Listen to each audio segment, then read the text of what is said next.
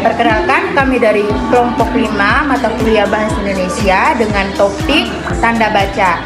Sebelumnya, perkenalkan saya Maria Yohana Aisyah Laurasi sebagai moderator dan teman-teman saya. Saya Mercy sebagai pemateri.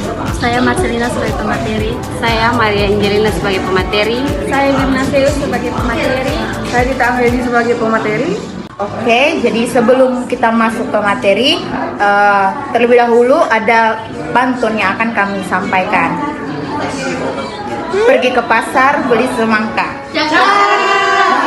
Jangan lupa beli durian. Tanda baca jangan diabaikan saja. Nanti tulisan jadi bahan candaan. Baik, adapun outline yang akan kami bahas pada materi kali ini.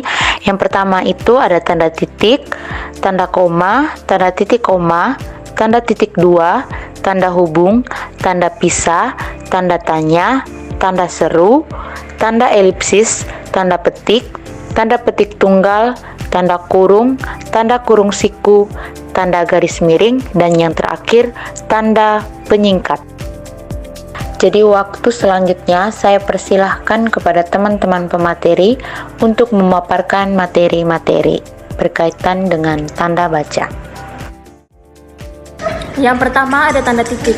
Nah, tanda titik ini memiliki 3 fungsi. Yang pertama, tanda titik dipakai pada akhir kalimat pernyataan.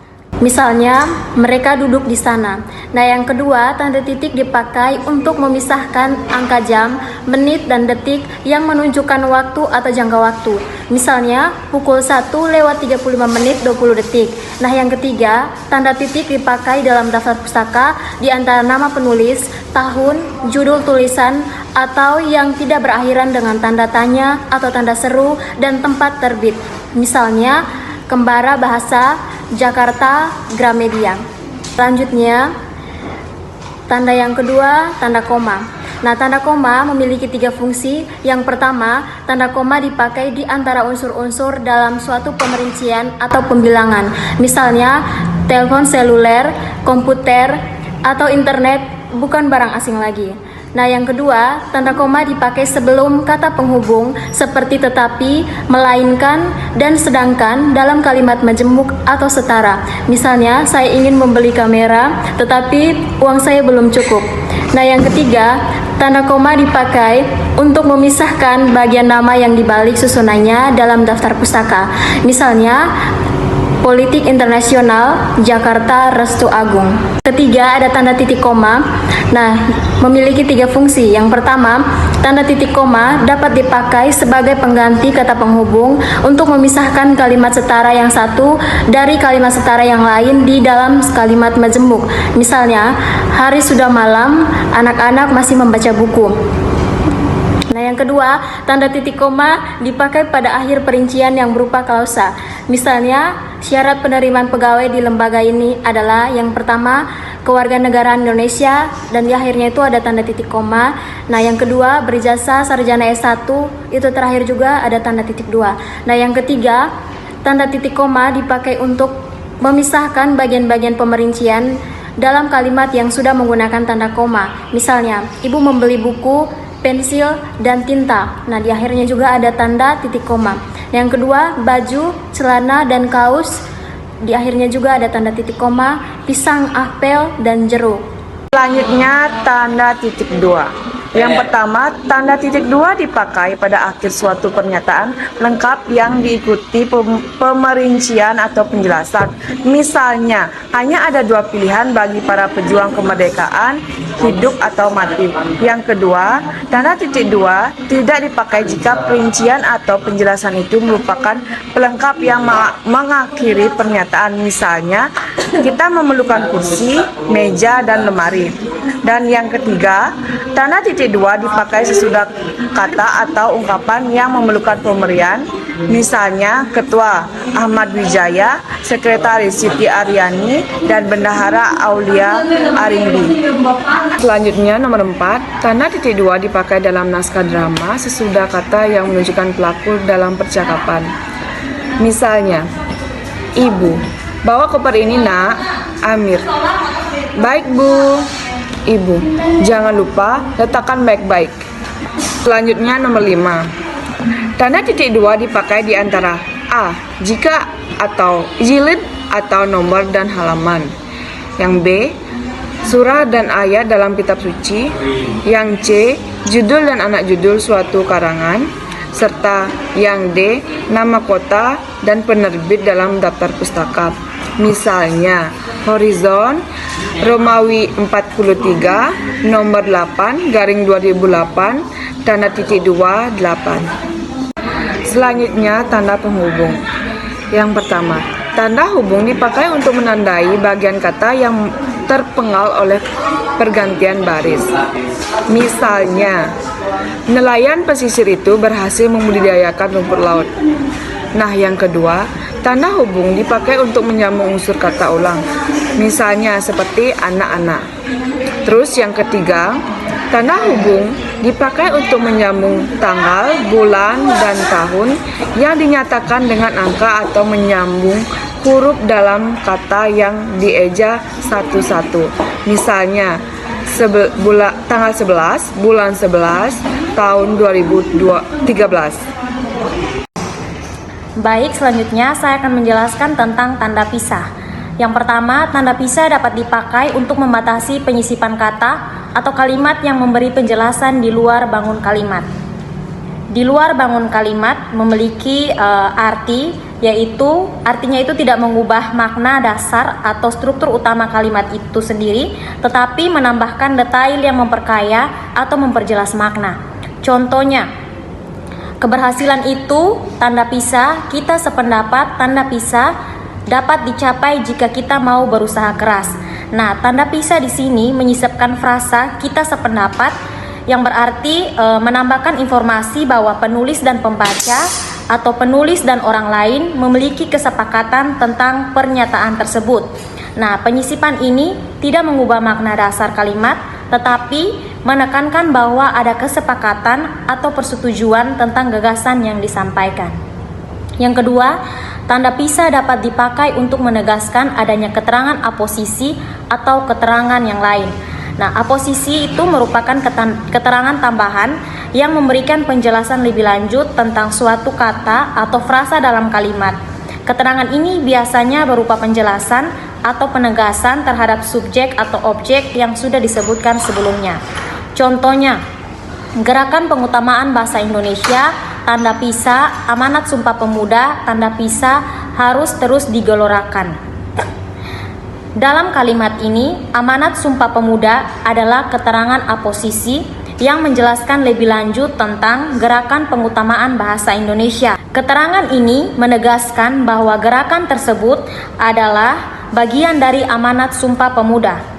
Penggunaan tanda pisah di sini menekankan hubungan antara Gerakan Pengutamaan Bahasa Indonesia dan amanat Sumpah Pemuda, sekaligus memperjelas bahwa keterangan ini adalah tambahan penjelas yang penting. Yang ketiga, tanda pisah dipakai antara dua bilangan, tanggal atau tempat yang berarti sampai dengan atau sampai ke. Contohnya yaitu tahun 2010 sampai 2013. Selanjutnya yaitu tanda tanya. Yang pertama, tanda tanya itu dipakai pada akhir kalimat tanya. Contoh, sudah jam berapa? Yang kedua, tanda tanya dipakai di dalam tanda kurung yang menyatakan bagaimana kalimat yang disangsikan atau yang kurang dapat dibuktikan kebenarannya. Contoh, dia lahir tahun 1976, yang dimana tanda tanya itu berada di dalam tanda kurung. Selanjutnya, tanda seru. Nah, tanda seru ini dipakai untuk mengakhiri ungkapan atau pernyataan yang berupa seruan atau perintah yang menggambarkan kesungguhan, ketidakpercayaan, atau emosi yang kuat. Contohnya, alangkah indahnya taman laut di Bunaken. Yang kedua, mari kita dukung gerakan cinta bahasa Indonesia. Baik, berikutnya adalah tanda elipsis. Nah, tanda elipsis dipakai untuk menunjukkan bahwa dalam suatu kalimat atau kutipan ada bagian yang dihilangkan. Misalnya yang pertama itu penyebab kemerosotan akan diteliti lebih lanjut. Yang kedua itu misalnya dalam Undang-Undang Dasar 1945 disebutkan bahwa bangsa negara ialah. Setelah itu tanda elipsis didahului dan diikuti dengan spasi. Tanda elipsis pada akhir kalimat diikuti oleh tanda titik. Nah, jumlah titik biasanya itu 4 buah. Yang berikutnya, tanda elipsis dipakai untuk menulis ujaran yang tidak selesai dalam dialog. Misalnya, menurut saya, seperti bagaimana Bu? Jadi simpulannya, oh sudah saatnya istirahat.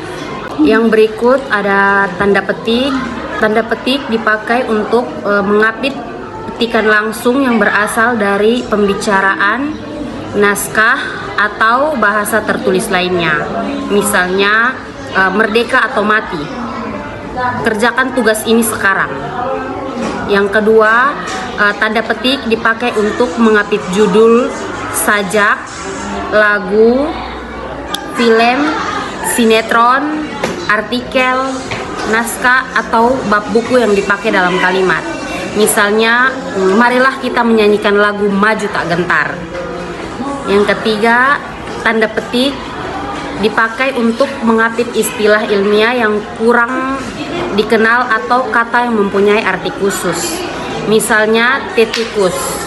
Komputer ini sudah tidak berfungsi. Yang berikut ada tanda petik tunggal. Nah, yang pertama, tanda petik tunggal ini dipakai untuk mengapit petikan yang terdapat dalam petikan lain. Misalnya, ku dengar teriakan anakku, ibu, bapak pulang.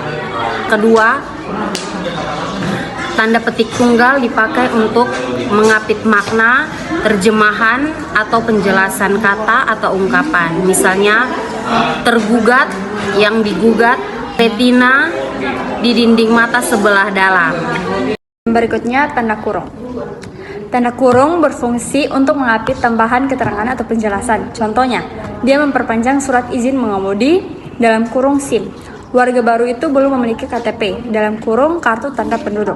Yang fungsi kedua, tanda kurung dipakai untuk mengapit keterangan atau penjelasan yang bukan bagian utama kalimat. Contohnya, sajak Tranggono yang berjudul Ubud dalam kurung nama tempat yang terkenal di Bali ditulis pada tahun 1962. Fungsi ketiga, tanda kurung dipakai untuk mengapit huruf atau kata yang keberadaannya dalam teks dapat dimunculkan atau dihilangkan. Contohnya, dia berangkat ke kantor selalu menaiki dalam kurung bus Transjakarta. Yang keempat, tanda kurung dipakai untuk mengapit huruf atau angka yang digunakan sebagai penanda pemerinci. Misalnya, dia harus melengkapi berkas lamarannya dengan melampirkan dalam kurung 1 akte kelahiran, dalam kurung ijazah terakhir, dalam kurung 3 surat keterangan kesehatan. Berikutnya adalah tanda kurung siku. Fungsinya yang pertama, tanda kurung siku dipakai untuk mengapit huruf, kata, atau kelompok kata sebagai koreksi atau tambahan atas kesalahan atau kekurangan di dalam naskah asli yang ditulis orang lain. Contohnya, Sang Sapurba mendengar bunyi gemersik ulang tahun proklamasi kemerdekaan Republik Indonesia dirayakan secara khidmat. Nah, dalam tanda kurung siku itu adalah mungkin terjadi kesalahan dalam penulisan di naskah asli yang diperbaiki. Fungsi kedua, tanda kurung siku dipakai untuk mengapit keterangan dalam kalimat penjelas yang terdapat dalam tanda kurung. Contohnya, persamaan kedua proses itu dalam kurung perbedaannya dibicarakan di dalam bab 3, buka kurung siku, lihat halaman 35-38, tutup kurung, perlu dibenarkan di sini. Berikut adalah tanda garis miring. Tanda garis miring dipakai dalam nomor surat, nomor pada alamat, dan penanda masa 1 tahun yang terbagi dalam 2 takwim. Contohnya, nomor 7 garing PK garing 2 garing 2013 Jalan Kramat 3 garing 10 atau tahun ajaran 2012 garing 2013. Fungsi kedua, tanda garis miring dipakai sebagai pengganti kata dan atau serta setiap. Contohnya, mahasiswa garing mahasiswi dibaca mahasiswa dan mahasiswi. Dikirim lewat darat atau laut dibaca dikirim lewat darat atau lewat laut. Fungsi yang ketiga, tanda garis miring dipakai untuk mengapit huruf, kata, atau kelompok kata sebagai koreksi atau pengurangan atas kesalahan atau kelebihan di dalam naskah asli yang ditulis orang lain. Contohnya, buku pengantar link garis G garis Wistik Mungkin dalam penulisan naskah asli G-nya kurang, jadi ditambahkan garing untuk menjelaskan naskah asli yang ditulis orang lain. Berikut adalah tanda penyingkat apostrof. Tanda penyingkat dipakai untuk menunjukkan penghilang bagian kata atau bagian angkat tahun dalam konteks tertentu. Contohnya, dia kan kusurati. Dia kan kusurati. Kan yang dimaksud adalah akan. Mereka sudah datang kan? Kan yang dimaksud bukan. Baik, sebelum kami menutup presentasi ini, kami akan menyampaikan satu pantun. Sudah berlayar sampai ke darat. Cakep! Perahu tertambat di tepi muara. Cakep! Terima kasih atas perhatian yang hangat. Semoga ilmu ini bermanfaat bagi kita semua. Baik, sekian presentasi dari kelompok 5. Kami dari kelompok 5 pamit undur diri.